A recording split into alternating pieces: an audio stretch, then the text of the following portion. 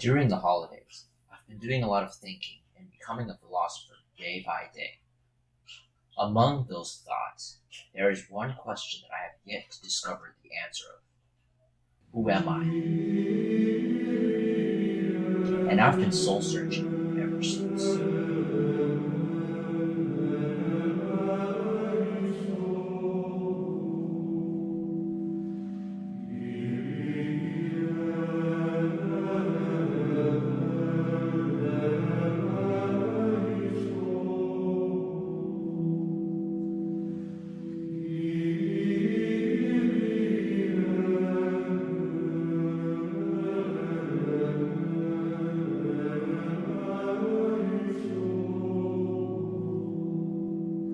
I started brainstorming, literally inside my head. I figured it was such a broad and complex question for anyone to have a direct answer.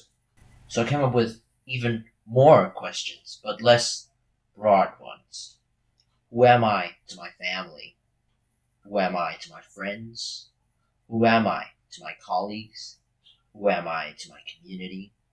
Who am I to the society? Who am I to this nation?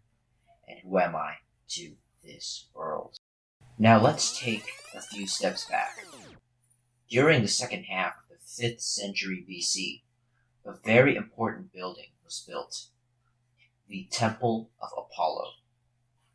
Right there was an aphorism inscribed on the face of it. Know thyself.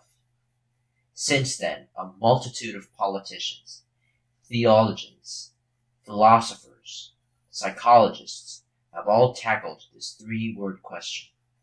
And when I say a multitude, that includes the likes of Plato, Socrates, René Descartes, John Locke, and etc.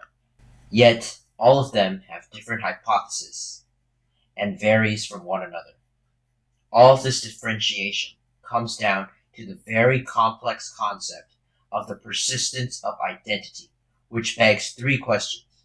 Which you is who? When is am? And which part of you is I?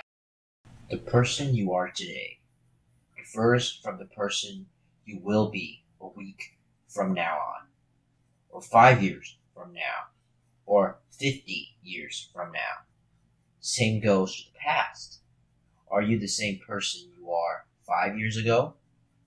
So, when is am? This month? Today? This hour? This second? Which part of you is I? Are you your physical body? Your mental self? Your actions? To demonstrate its complexity, a Greek historian called Plutarch used the story of a ship. The story begins with Theseus, the mythical founder, king of Athens, when he slayed a villainous minotaur. He then returned to his kingdom using a ship. To commemorate this triumph, for 1,000 years, Athenians maintained that ship in the same harbor and annually did a historical reenactment of his victory.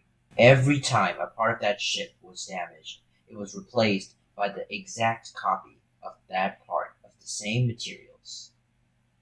After some time, no original parts remained.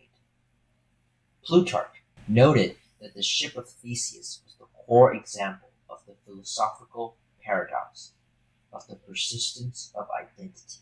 How can every part of something be replaced, yet it remains the same thing? To visualize this, let's say there were two identical ships, Ship A and B.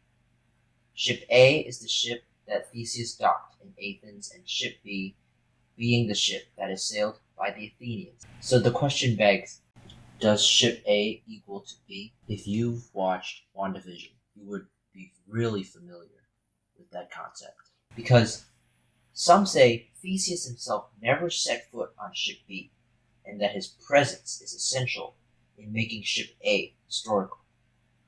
And that is when his presence becomes the essential qualitative property of the ship of Theseus. Now you're probably wondering, what does that have to do with me and my identity. Like the ship itself, we are all a collection of constantly changing parts. But no matter how much has changed, we are all staying the same. And that is one of many complexities of who are you.